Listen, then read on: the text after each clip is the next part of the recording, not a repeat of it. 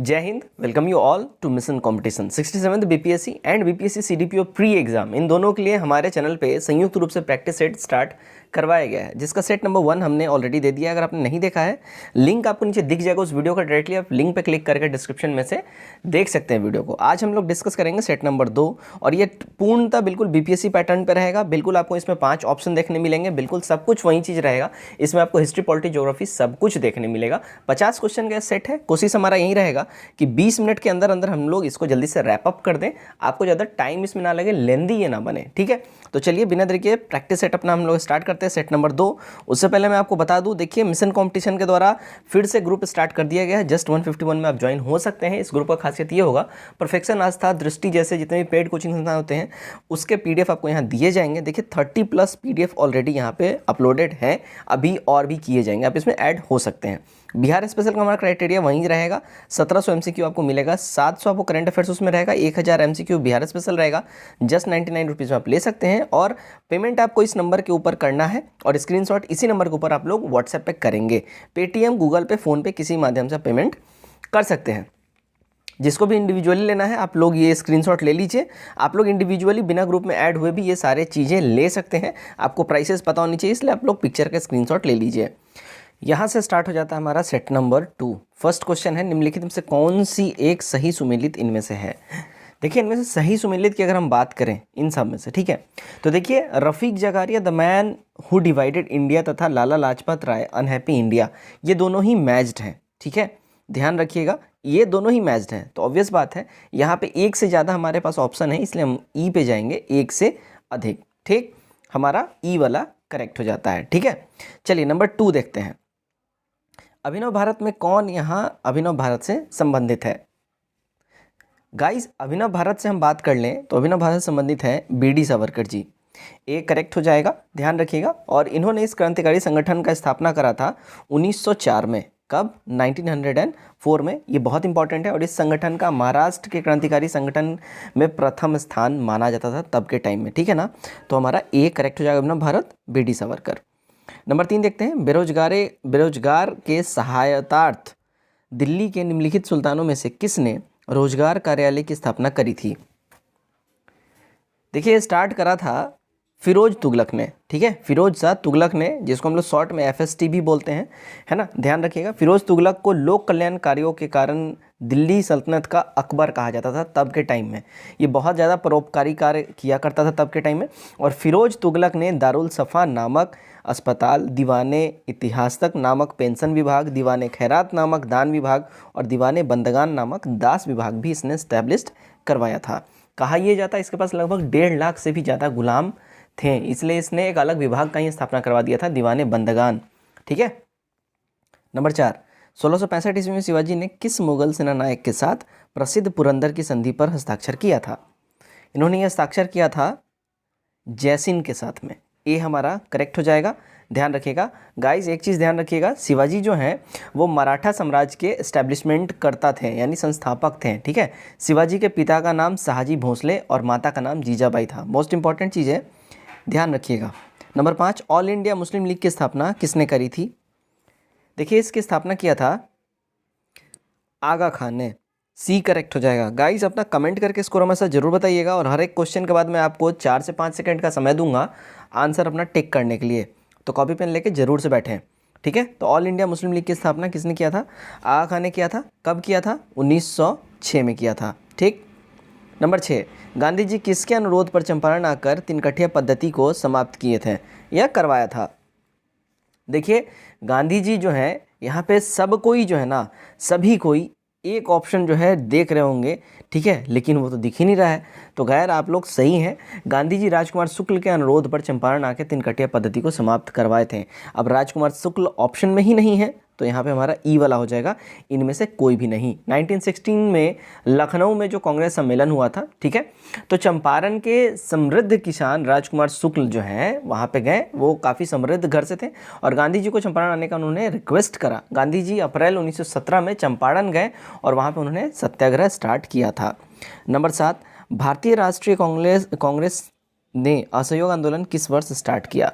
देखिए इन्होंने असहयोग आंदोलन स्टार्ट किया था 1920 में। सी हमारा सही हो जाएगा। ठीक है। चौरा चौरी घटना के बाद गांधी जी ने 12 फरवरी 1920 ईस्वी को असहयोग आंदोलन बंद भी कर दिया था। ये भी मोस्ट इंपॉर्टेंट है, पूछा जाता है कि असहयोग आंदोलन किस घटना के बाद बंद कर दी गई, तो चौरा चौरी घटना के बाद। ठीक है, इंपॉर्टेंट है, ध्यान में रखना है आपको। नंबर 8 देखते हैं, हड़प्पा सभ्यता के पतन के संबंध में प्रचलित तथा मान्य मत कौन सा है। देखिए, प्रचलित और मान्य मत की अगर हम बात करें, हड़प्पा सभ्यता के पतन के संबंध में प्रचलित तथा मान्य मत जो है ना, देखिए हड़प्पा सभ्यता के पतन का कोई एक कारण यहाँ पे फिक्स्ड नहीं है। हड़प्पा सभ्यता पतन का प्रमुख जो कारण बताया जाता है वो बाढ़ बोला जाता है। ठीक है, कि बाढ़ आ गया तो उससे डूब गया। ठीक है, ये तो मोस्ट इंपॉर्टेंट है।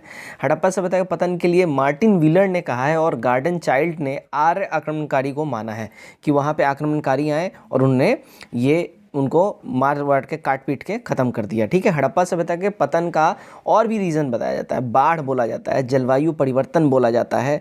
ठीक है, उसके बाद बोला जाता है पारिस्थितिकी असंतुलन, व्यापार में पतन, ठीक है, महामारी फैलाव, ये सारे ही सारे हड़प्पा सभ्यता में पतन के रीज़न बताए जाते हैं। तो हमारा ई हो जाएगा 1 से अधिक। ठीक है, नंबर 9 देखते हैं, किस स्थल को मेसोपोटामिया के लेखों में मगान कहा गया है।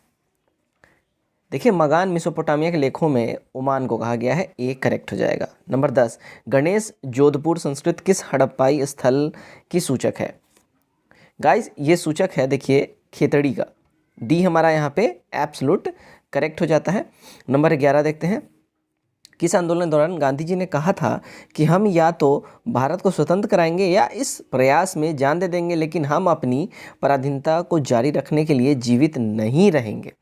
देखिए, ये स्टेटमेंट गांधी जी ने दिया था भारत छोड़ो आंदोलन के टाइम में, बी हमारा करेक्ट हो जाएगा। कांग्रेस के व्यक्तिगत सत्याग्रह जो है ना, देखिए 17 अक्टूबर 1940 को स्टार्ट हुआ था और अगस्त प्रस्ताव और क्रिप्स मिशन की असफलता और जापान की बढ़ती भारत पर आक्रमण के खतरे के नज़र रखते हुए भारत छोड़ो आंदोलन यहाँ पे चलाया गया था।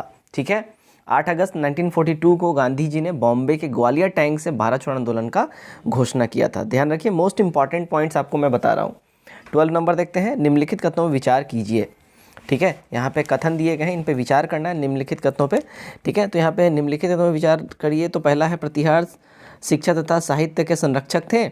उसके बाद यहाँ पे देखिए क्या दिया जा रहा है, प्रतिहार सिंध के अरब शासकों के प्रति अपनी शत्रुता के लिए प्रसिद्ध थे। गुर्जर प्रतिहार वंश के संस्थापक हरिश्चंद्र थे।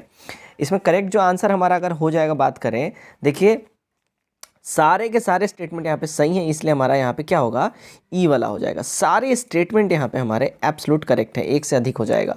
तीनों स्टेटमेंट यहाँ पे सही है और एक साथ तीनों का कहीं ऑप्शन में है ही नहीं, इसलिए हमारा क्या होगा, ई वाला हो जाएगा। ठीक, चलिए 13 देखते हैं, क्या है, अलाउद्दीन खिलजी के बारे में निम्नलिखित कथनों में विचार करना है। अलाउद्दीन खिलजी के बारे में जो कथनों के बारे में बात हम करें तो देखिए क्या है, सबसे पहले देखिए अलाउद्दीन खिलजी की स्थानीय सेना में 4,75,000 जो है यहाँ पे समझ जाइए कि सैनिक थे उसके टाइम में। अलाउद्दीन खिलजी जो है क्या किया, घोड़ा दागने की प्रथा स्टार्ट किया था, एकदम सही बात है। ठीक है, सबसे अधिक विशाल सेना इसके पास थी। अलाउद्दीन पहला ऐसा सुल्तान था जो सैनिकों को नगद वेतन भुगतान किया करता था। ठीक है, मोस्ट इंपॉर्टेंट है, ये भी सही है। अलाउद्दीन खिलजी के पास सबसे विशाल सेना भी थी, ये भी सही है। देखिए हमारा 1 से अधिक जो है स्टेटमेंट यहाँ पे सही हो जाएगा, इसलिए ई वाला हमारा करेक्ट होगा। नंबर 14, कांग्रेस की प्रार्थना और याचिका की नीति अंतोतगत्वा समाप्त हो गई, ये स्टेटमेंट किनका था। देखिए स्टेटमेंट था हमारे बीजी तिलक का, यानी बाल गंगाधर तिलक जी का, ये हमारा करेक्ट हो जाएगा। ठीक है, ध्यान रखिएगा। नंबर 15 देखते हैं, शिवाजी की राजस्व व्यवस्था के संबंध में निम्नलिखित में से कौन सा कथन सही नहीं है। देखिए इसमें जो सही कथन नहीं की अगर हम बात करें, ठीक है, शिवाजी की राजस्व व्यवस्था के संबंध में, ठीक है, यहाँ पे क्या है कि शिवाजी का भू राजस्व 2/5 भाग यानी कि 40% हुआ करता था, जो कि यहाँ 30% है, तो ये तो गड़बड़ है। ठीक है, देखिए नेक्स्ट पॉइंट है, शिवाजी के भू राजस्व उगाही के संबंध में अधिकारी देशमुख पाटिल आदि थे। ठीक है, तो पाटिल वगैरह ये सब भू नापी करता था। शिवाजी के भू राजस्व को ठेके पर देने की उस समय की पहली हुई प्रथा को छोड़ दिया गया था, फैली हुई प्रथा को छोड़ दिया गया था। नेक्स्ट है देखिए, इसके बदले उसने सरकारी अफसरों द्वारा सीधे रैयत से कर वसूलने की प्रथा चलाई और शिवाजी ने जमींदारी प्रथा को नज़रअंदाज करा था। ठीक है, ध्यान रखिएगा, जमींदारी हलफ वसूली को अनुमति दी नहीं, ये नहीं होगा। ठीक है, कृषक पैदावार नगद रूप में राजस्व चुका सकते थे, सही है। और यहाँ पे क्या होगा, काठी और मानक छड़ी राज्य पूरी भूमि नाप ली जाती थी, ये भी सही हो जाएगा। तो हमारा क्या हो जाएगा, 1 से अधिक शिवाजी की राजस्व व्यवस्था के संबंध में एक से अधिक यहाँ पे कथन जो है सही हो जाएगा, तो ई वाला हमारा करेक्ट हो जाता है। 16 देखते हैं, हंटर आयोग की नियुक्ति की गई थी किन के द्वारा? हंटर आयोग की नियुक्ति हुई थी, देखिए जालियांवाला बाग हत्याकांड के बाद जांच कमीशन के रूप में हंटर आयोग की नियुक्ति हुई थी। ध्यान रखिएगा, हंटर आयोग के जनरल ओ डायर को दोषमुक्त कर दिया गया था जब उन पर कार्रवाई हुई थी लंदन में। हंटर आयोग देखिए 379 व्यक्तियों की हत्या होने की पुष्टि इसने करी थी, और कांग्रेस ने पंडित मदन मोहन मालवीय की अध्यक्षता में जलियांवाला बाग हत्याकांड पर समिति बनाई थी। ठीक है, और मालवीय समिति ने 1000 से अधिक व्यक्तियों की हत्या होने का संभावना जताया था। नंबर 17, अशोक ने अपने सभी अभिलेखों में एक रूप से किस प्रकृत का प्रयोग किया है? देखिए उसने प्रयोग करा है अर्धमगधी भाषा का, ये हमारा सही हो जाएगा, राइट। नेक्स्ट देखते हैं नंबर 18, भारत संघ के संस्थापक कौन थे? देखिए भारत संघ के संस्थापक की नाम की बात करें तो वो थे सुरेंद्र नाथ बनर्जी जी, भारत संघ के संस्थापक। बी हमारा करेक्ट हो जाएगा। कब इन्होंने किया था? तो देखिए इन्होंने 1876 में इसकी स्थापना की थी। मोस्ट इंपॉर्टेंट है, ध्यान रखिएगा। 19, मुंडाओं ने विद्रोह खड़ा दिया। ठीक है, मुंडाओं ने विद्रोह खड़ा दिया। देखिए तो ये मुंडाओं ने जो विद्रोह स्टार्ट किया था, तो ये इन्होंने स्टार्ट किया था 1894 में। बी हमारा करेक्ट हो जाएगा। बिहार में मुंडा आदिवासियों का विद्रोह 1894 से 1900 के बीच में हुआ था, और इसका नेतृत्व किसने किया था? तो बिरसा मुंडा ने किया था। ठीक है। 20 नंबर, निम्नलिखित में से किसको मलाया, सुमात्रा तथा जावा के विजय का श्रेय दिया जाता है? श्रेय जाता है, तो ये श्रेय जाता है देखिए राजेंद्र चोल फर्स्ट को। बी हमारा करेक्ट हो जाएगा। ठीक है, ध्यान रखिएगा पंडित चोल का शासनकाल जो है 1014 से 1044 ईस्वी तक रहा था, और पंडित चोल राजेंद्र प्रथम को कहा जाता है। ठीक है, तो मोस्ट इंपॉर्टेंट पॉइंट मैंने आपको बताया कि राजेंद्र चोल जो है राजेंद्र प्रथम का और एक नाम क्या है? तो इनका नाम है पंडित चोल। ठीक। 21 नंबर, निम्नलिखित गुप्त शासकों में से किसने विक्रमादित्य की उपाधि धारण की थी? विक्रमादित्य की उपाधि जो है धारण करी थी, अगर बात कर लें तो देखिए चंद्रगुप्त सेकंड ने। सी हमारा यहाँ पे क्या होगा? एकदम ही सही हो जाएगा। ध्यान रखिएगा चंद्रगुप्त सेकंड ने देवराय, देवगुप्त आदि भी उपाधि इसने धारण करी हुई थी। 22 नंबर, सल्तनत काल में दीवाने आमीर कोही विभाग निम्नलिखित में से किससे संबंधित है? गाइज ये संबंधित है, अगर हम बात करें दीवाने आमीर कोही, तो ये संबंधित है कृषि विभाग से। बी करेक्ट हो जाएगा। बेसिकली ये MBT यानी कि मोहम्मद बिन तुगलक के कृषि में सुधार हेतु दीवाने अमीर कोही नामक विभाग की स्थापना करी गई थी। किसानों को राज्य की ओर से सीधे आर्थिक सहायता देकर कृषि योग्य भूमि का भी विस्तार करना इस विभाग का मेन एम हुआ करता था, कैरेक्टरिस्टिक हुआ करता था। 23 देखते हैं, 1885 भारतीय राष्ट्रीय कांग्रेस का स्थापना के समय वायसराय कौन था? देखिए उस समय वायसराय की बात करें तो तभी में वायसराय थे लॉर्ड डफरिन। ठीक है, सी हमारा करेक्ट हो जाएगा। लॉर्ड डफरिन के कार्यकाल की बात करें तो देखिए इसका कार्यकाल 1884 से लेके और 88 तक था। ठीक है, ध्यान रखिएगा, मोस्ट इंपॉर्टेंट है, और भारतीय राष्ट्रीय कांग्रेस की स्थापना इसी के टाइम में हुआ है। ठीक। 24, निम्नलिखित घटनाओं पर विचार करना है। क्या है यहाँ पे? देखिए नेहरू रिपोर्ट, अगर हम बात करते हैं सबसे पहले नेहरू रिपोर्ट आई कब आई? देखिए 3 अगस्त 1928 को आया। अगस्त प्रस्ताव ये कब आया? देखिए ये 1940 में आया था 2 अगस्त को। क्रिप्स मिशन उसके बाद आया 1 मार्च 1942 को, और फिर आया वेवेल योजना 4 जून 1945 को। सही कूट हमारा बैठ जाएगा बी वाला, राइट।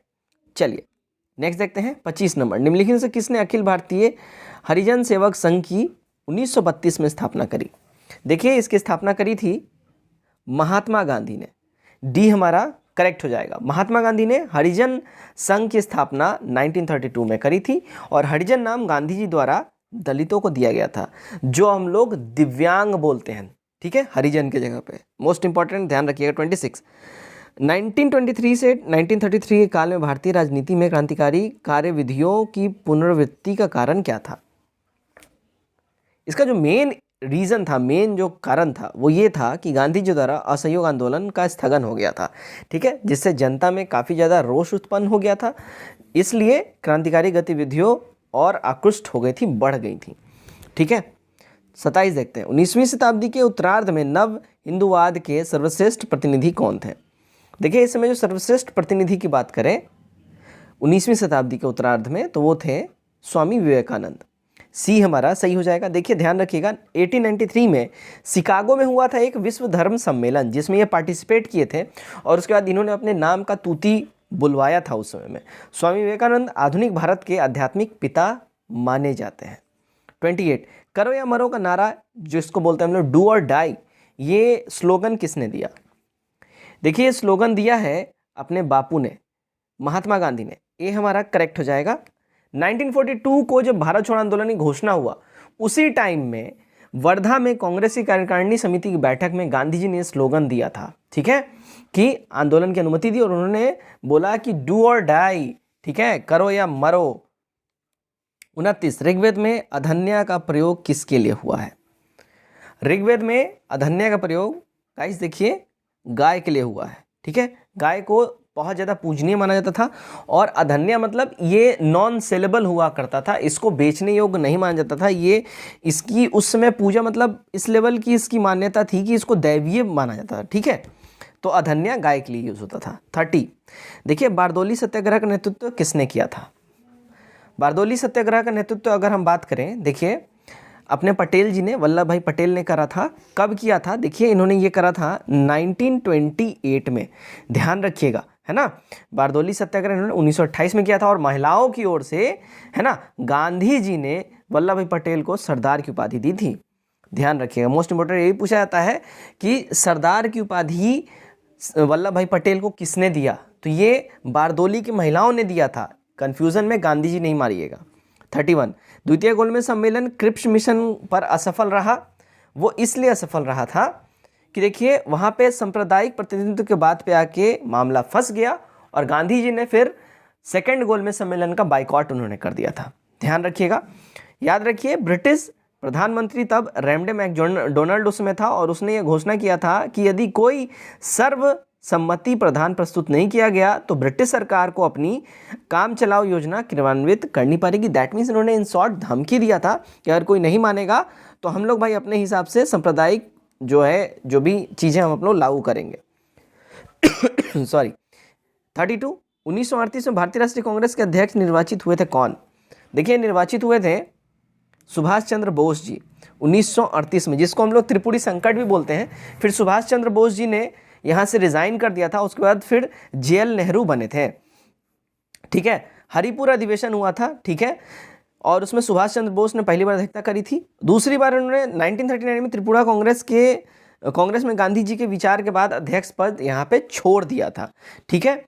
उसके बाद कांग्रेस कार्यकारिणी के निरंतर विरोध के कारण उन्हें अध्यक्ष पद से त्यागपत्र देना भी पड़ा था, ठीक है। 33 निम्नलिखित में से किस सत्याग्रह आंदोलन में गांधी जी ने प्रत्यक्ष रूप से भाग नहीं लिया? तो गांधी जी ने प्रत्यक्ष रूप से भाग नहीं लिया था, वो देखिए राजकोट सत्याग्रह में नहीं लिया था। वायकोम में थे, ये खेड़ा में थे, असहयोग आंदोलन में थे डायरेक्टली, लेकिन राजकोट में डायरेक्टली नहीं थे, ठीक है। ध्यान रखिएगा, राजकोट रियासत के विभिन्न आवश्यक वस्तुओं की कमी हो गई थी और इस वजह से ये आंदोलन चलाया गया था, है ना, और इसमें ये डायरेक्टली नहीं थे इंडल्ज। 34 देखते हैं क्या है। भारत में अपनी कंपनी स्थापित करने के लिए अंग्रेजों को किससे अनुमति मिली? देखिए अंग्रेजों को अनुमति मिली थी जहांगीर से, ए वाला हमारा करेक्ट हो जाएगा। मुगल सम्राट जहांगीर ने ईस्ट इंडिया कंपनी को अपना कारखाना स्थापित करने के लिए परमिशन दिया था और ईस्ट इंडिया कंपनी की भारत में फर्स्ट फैक्ट्री जो है वो सूरत में बैठी थी। कहाँ? सूरत में। कब? 1608 में, है ना, 1608 में, ध्यान रखिएगा। चलिए 35 नंबर देखते हैं। निम्नलिखित में से कौन से युद्ध ने अवध के नवाब को ईस्ट इंडिया कंपनी पर आश्रित बना दिया था? तो ये बनाया था आश्रित, देखिए बक्सर का युद्ध, ठीक है। कब हुआ था बक्सर का युद्ध? देखिए 1764 में हुआ था। उसके बाद जो है बिल्कुल एक विनिंग मोमेंट में ईस्ट इंडिया कंपनी उसके बाद आ गया और उसके बाद तो फिर ये लोग अति करना स्टार्ट ही कर दिए थे। 36 भारत के संविधान का निम्नलिखित में से कौन सा अनुच्छेद प्रेस की स्वतंत्रता से संबंधित है?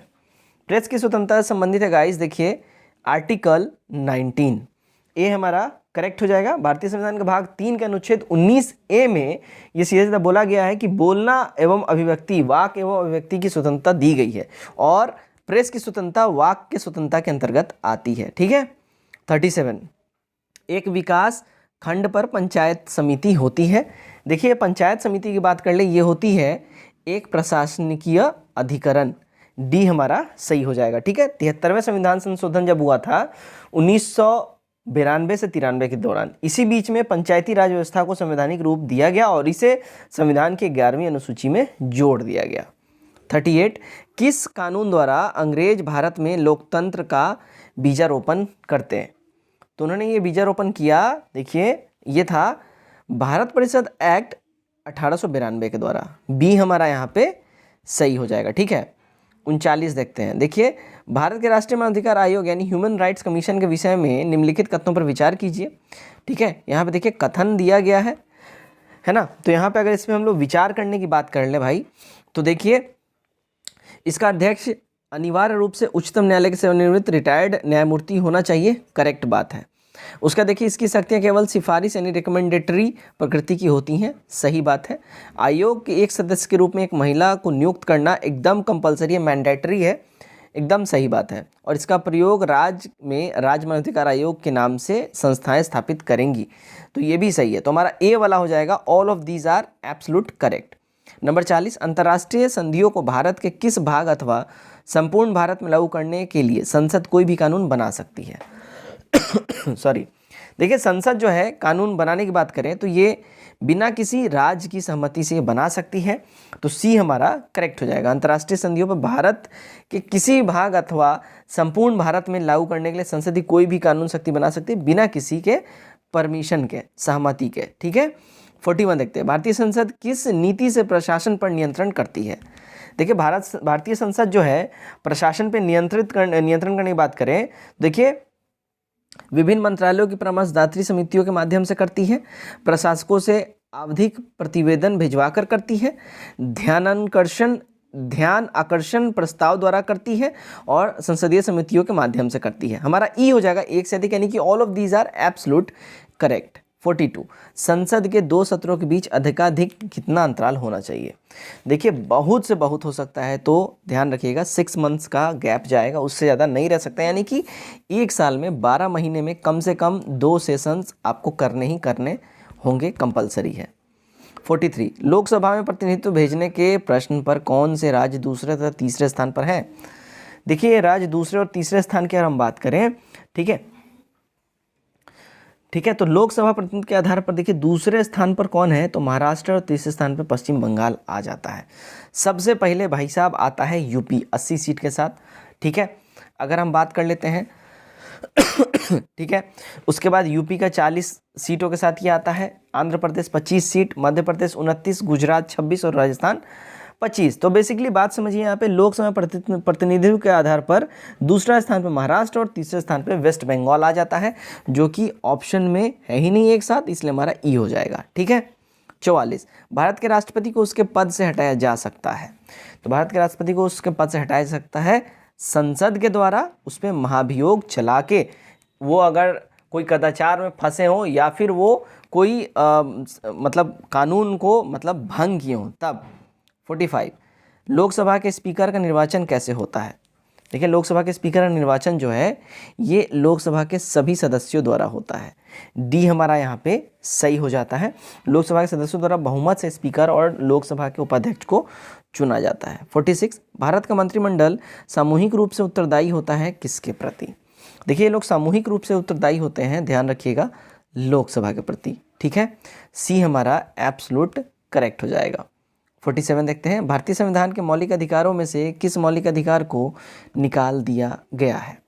देखिए भारतीय मौलिक अधिकारों में से जिस मौलिक अधिकार को निकाल दिया गया है, बात अगर हम कर लें तो वो है संपत्ति का अधिकार। अब ये कानूनी अधिकार बन गया है और ये अब आर्टिकल 300A के तहत कानूनी अधिकार है, ध्यान रखिए। 48 ब्रिटिश सरकार ने अपनी कंपनी के कार्य में हस्तक्षेप किया और 1773 ईस्वी में एक अधिनियम पारित किया जिसका नाम था, देखिए 1773 में जो अधिनियम आया था उसका नाम था विनियामक अधिनियम, सी हमारा करेक्ट हो जाएगा। ब्रिटिश भारत ने कंपनी के कार्यों में हस्तक्षेप करने के लिए 1773 ईस्वी में विनियामक अधिनियम पारित किया। पीट्स ऑफ इंडिया एक्ट 1784 में लाया गया था। ईस्ट एक्ट द्वारा बोर्ड ऑफ कंट्रोल की स्थापना करी गई थी। भारत सरकार अधिनियम 1858 और 1935 में लाया गया था और भारत शासन एक्ट 1858 में लाया गया था। तो ये सब इंपॉर्टेंट एक्ट्स हैं, ध्यान रखिएगा।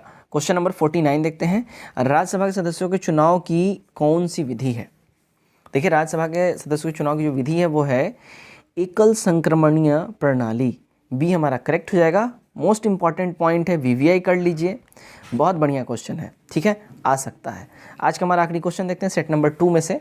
वर्ष 2011 में निम्नलिखित राज्यों में से किस में शिशु मृत्यु दर यानी कि आईएमआर अखिल भारतीय औसत यानी आईएमआर से कम थी? तो अगर हम इसकी बात कर लेना, राज्य में यानी कि बिहार में शिशु मृत्यु दर जो नेशनल डाटा था उससे कितना अगर बात करें, है ना, कितना ज़्यादा या कम था, तो देखिए बिहार नहीं है, बात हो रहा है किस राज्य में, ओवरऑल इंडिया में, तो ये तमिलनाडु में जो है ना, तमिलनाडु में, ठीक है, ओवरऑल जो नेशनल आईएमआर डाटा था उससे कम था ये, ठीक है, लेस था, बिल्कुल कम था, ठीक है, ध्यान रखिएगा। भारत में सबसे कम शिशु मृत्यु दर केरल राज्य का है ना, 7/1 है, ध्यान रखिए। और 2011 के जनगणना के अनुसार सबसे अधिक मृत्यु दर मध्य प्रदेश में होता है, ठीक है, मोस्ट इंपॉर्टेंट है, बहुत इंपॉर्टेंट, ध्यान रखिएगा। चलिए गाइज, तो ये था हमारा सेट नंबर 2। उम्मीद करता हूँ वीडियो आप लोगों को काफ़ी अच्छा लगा होगा। कमेंट करके अपने स्कोर हमारे साथ शेयर करिए। वीडियो अच्छा लगे वीडियो को ज़्यादा शेयर करिए, नए लोग चैनल सब्सक्राइब करिए। Till then take care, bye bye and God bless you all.